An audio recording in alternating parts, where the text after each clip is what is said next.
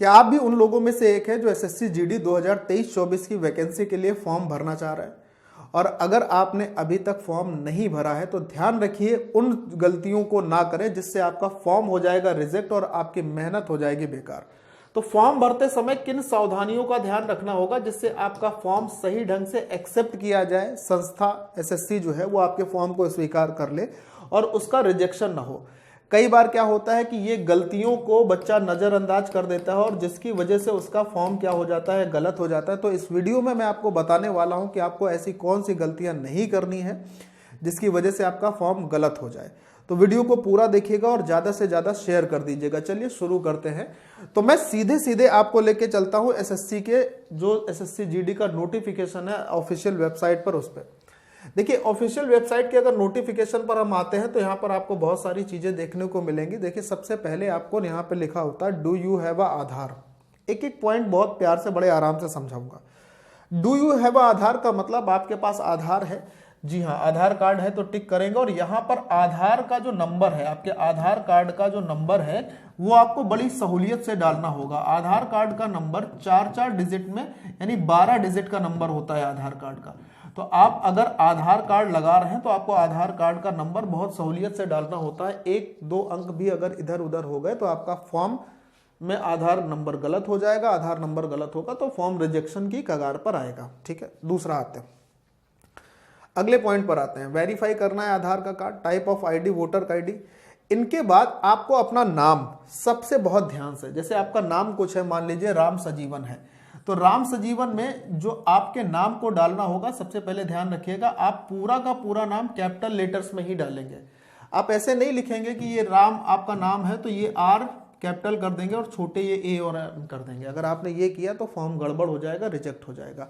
आपको अपना पूरा नाम, आगे की सारी कंप्लीट डिटेल, फॉर्म की जो कंप्लीट डिटेल है वो सब आपको कैपिटल लेटर में ही डालनी है, स्मॉल लेटर में कुछ नहीं डालना है, इसको याद रखिएगा। और नाम बिल्कुल वैसा ही डालना है जैसा आपके हाई स्कूल की सर्टिफिकेट में लिख कर आया है। अगर उसमें कहीं पर मान लीजिए RAME लिखा है तो RAM ही आपको यहाँ पर डालना होगा। ठीक है, उसको आप चेंज ना करें, जैसा उसमें लिखा है वैसा ही डालेंगे और अंग्रेजी के कैपिटल लेटर में डालना है। ठीक है, नेक्स्ट आगे बात करते हैं, एक एक करके चीजों को समझते चलेंगे। माता पिता का नाम, date of birth. Date of birth डालने में जो उसका फॉर्मेट है, डेट ऑफ बर्थ का फॉर्मेट क्या है मैं आपको बता देता हूं। जैसे मान लीजिए कोई बच्चा 27 मार्च 2016 को पैदा हुआ है, तो आपको डेट ऑफ बर्थ कैसे लिखनी है, 27 का 27 पूरा लिखना है।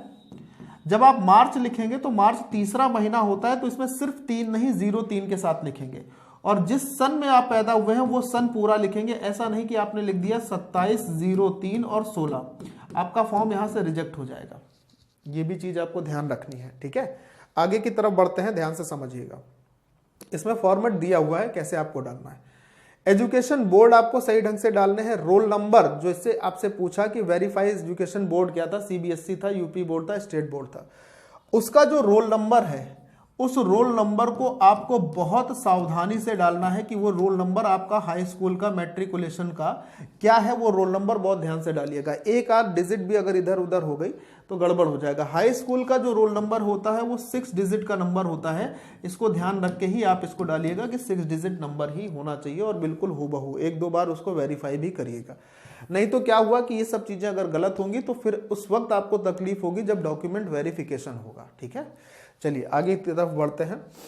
और फिर जब डॉक्यूमेंट वेरिफिकेशन में आपके साथ चीजें इधर उधर पाई जाती हैं तो फॉर्म आपका कैंडिडेचर ही क्या हो जाएगा, रिजेक्ट हो जाएगा। एग्जाम पास किया, PET पास किया, मेडिकल हो गया, डॉक्यूमेंट्स वेरिफिकेशन में जब ऊपर नीचे अप एंड डाउन होगा तो फिर वहां पर आपका रिजेक्शन, कैंडिडेचर का रिजेक्शन होना तय है, फॉर्म तो रिजेक्ट होगा ही होगा।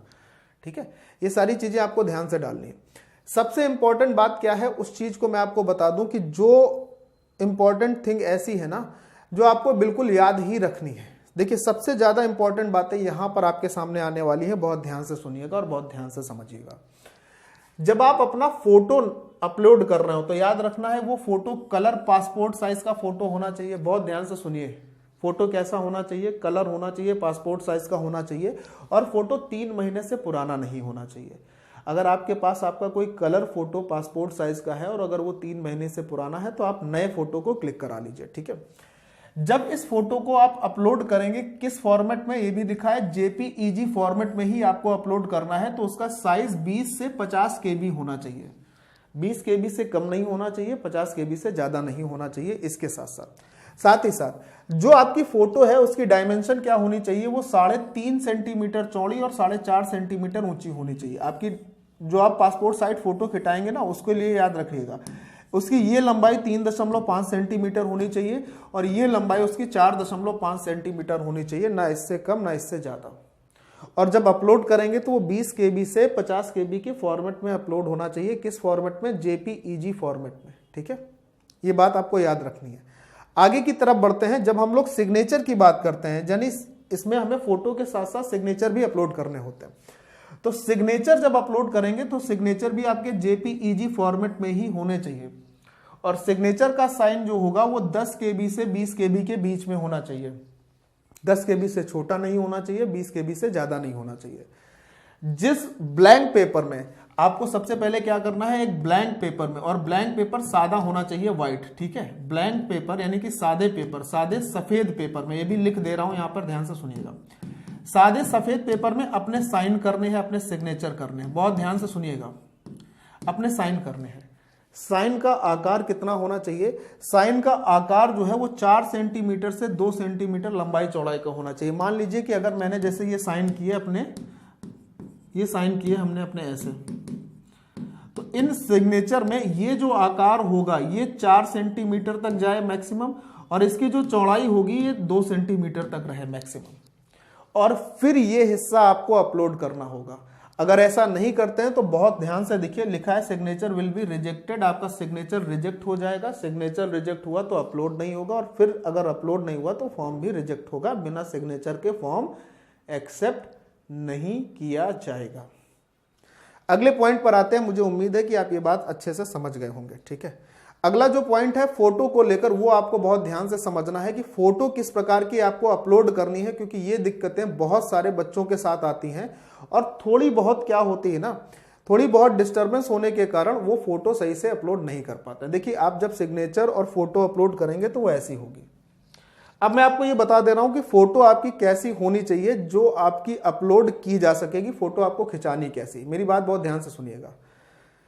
कोई भी फोटो जो आप पासपोर्ट साइज खिंचाएंगे वो आपकी नेगेटिव में नहीं होनी चाहिए। अगर ऐसी हुई तो गलत हो जाएगी। आपकी फोटो में आपका जो फेस है वो पूरा स्पष्ट होना चाहिए, आधा कटा नहीं होना चाहिए, ये मान्य नहीं होगी। किसी भी प्रकार की आप टोपी, कैप, हैट, आप अगर गंजे भी हैं, हैट, कैप या टोपी आपका अलाउड नहीं है, आपको नहीं लगानी है किसी भी प्रकार की। फोटो ब्लर नहीं होनी चाहिए। अगर आपके फोटो ब्लर है तो आपका फॉर्म रिजेक्ट हो जाएगा।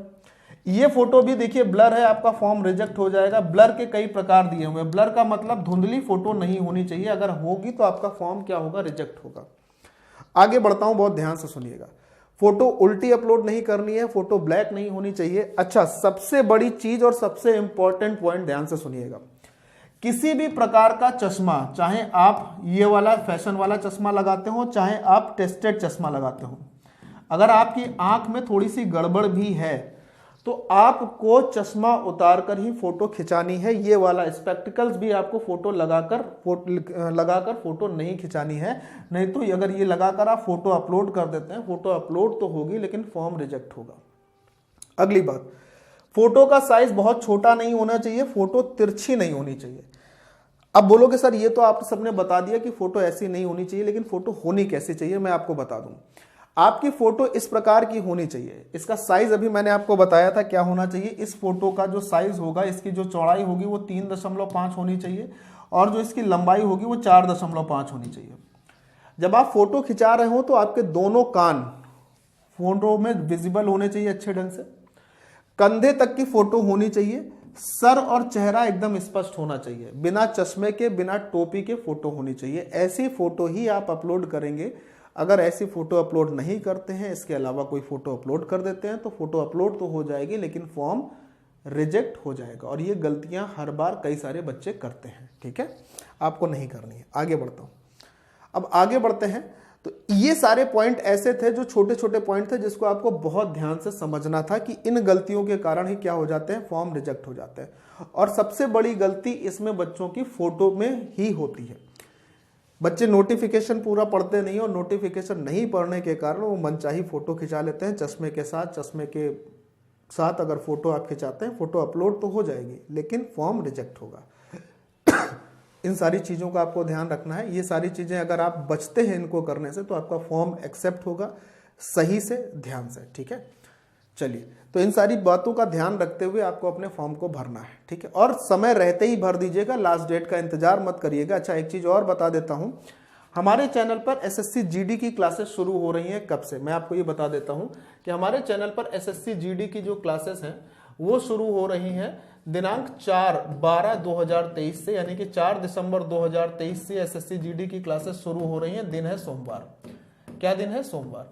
और यहाँ पर आपको एसएससी जीडी की क्लासेस रेगुलर प्रॉपर वे में मिलेगी। आप टाइम नोट कर लीजिए कि क्या टाइम होगा। देखिए, शाम को जो 5 बजे का समय होगा, इस 5 बजे के समय में आपको मैथ्स की क्लास मिलेगी। शाम को 6 बजे से होगा, शाम को 6 बजे से आपको जीएस की क्लास मिलेगी। और शाम को 8 बजे से अगर हम बात करते हैं तो शाम को 8 बजे से आपको रीजनिंग की क्लास मिलेगी। किस सब्जेक्ट की क्लास मिलेगी? रीजनिंग की। तो ये टाइम आप नोट कर लीजिए। और ये क्लासेस आपको बिल्कुल फ्री में मिलने वाली हैं। कहां पर? यूट्यूब पर। इसके लिए आपको हमारे चैनल को क्या करना होगा? फॉलो करना होगा, सब्सक्राइब करना होगा। आप अगर चैनल पर नए हैं तो जरूर सब्सक्राइब कर लीजिए और इन समय पर क्लास में उपस्थित भी रहिएगा, ठीक है। ये नोटिफिकेशन जो है इसको मैं कमेंट बॉक्स में, डिस्क्रिप्शन में डलवा दूंगा, आप इसको देख सकते हैं। हालांकि आपके सभी के पास होगा भी, फिर भी मैं डला देता हूँ। सो बाय बाय, जय हिंद एंड टेक केयर।